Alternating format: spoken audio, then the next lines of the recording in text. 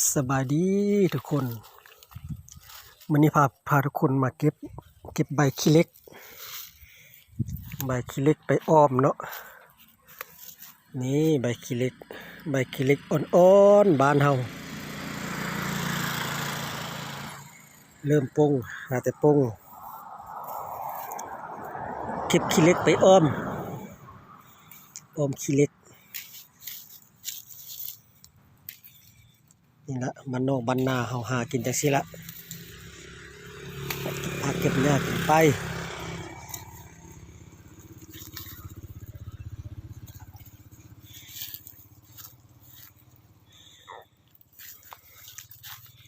หาแต่ป่ง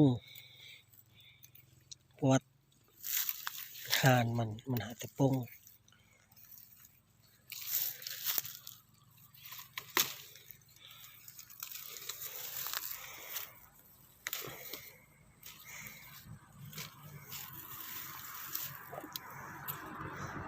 ไปอ้อ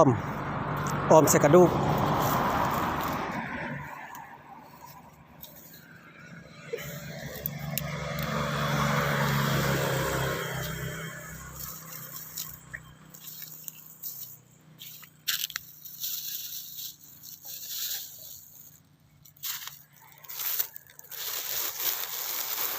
นี่โอ้หาแต่โป้งท่านผู้ชมนี่อ่อนๆขี้เหล็กอ่อนๆ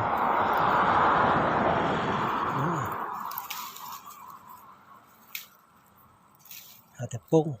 นี่หาแต่โป้งเริ่มโป้ง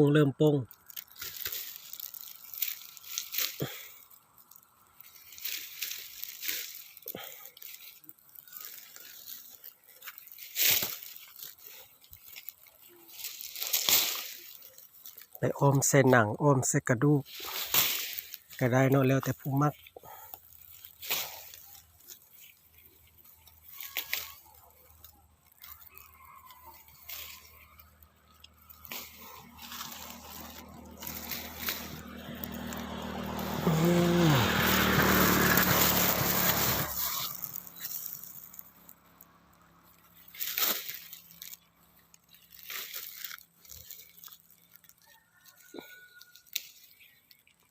ยังบ่งามปานใด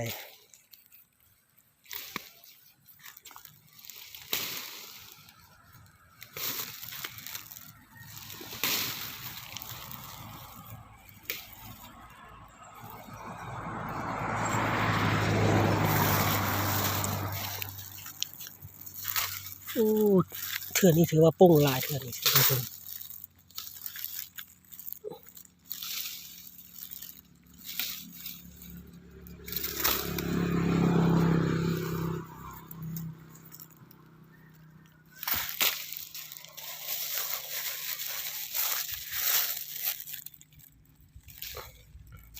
บ่เห็นโป้งหลายนั่นจักเทื่อเบิ่ง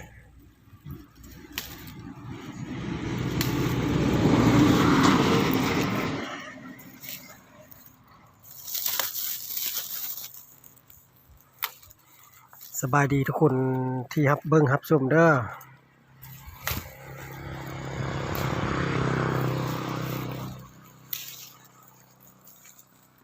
ฝากติดตามช่องหน่อยเนาะฝากติดตามช่องบ่าวคำพันธ์เนี่ยนี่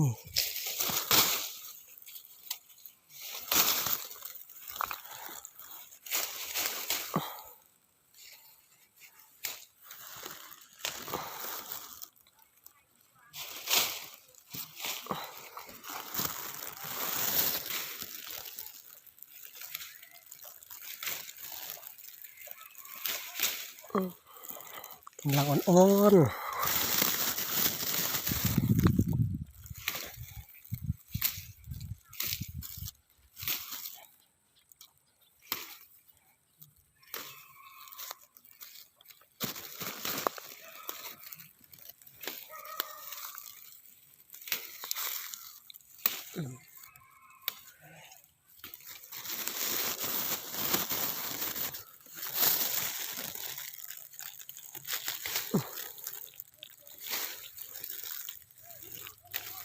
มื้อนี้พักผ่อนเนาะพักเวียกบ่ได้ไปเวียกมื้อนี้